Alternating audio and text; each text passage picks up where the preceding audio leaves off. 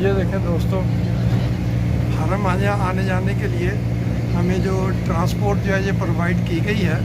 ये तकरीबन हर आधे घंटे बाद जो है ये बस निकलती है। भर जाए तो जल्दी भी निकल जाती है, लेकिन ना भरे तो हर आधे घंटे बाद जो है ये निकल जाती है।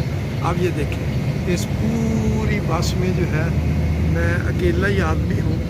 तो ये बस जो है ये मैं, क्योंकि इस वक्त जो है वो दिन के तकरीबन 11:30 बजे हैं और धूप बहुत है।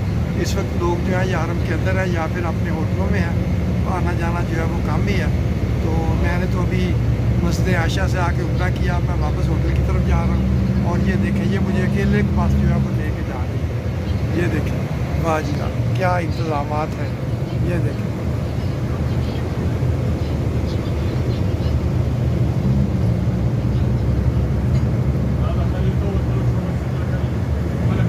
ये देखें, मैं अकेला जा रहा हूँ बस। Thank you.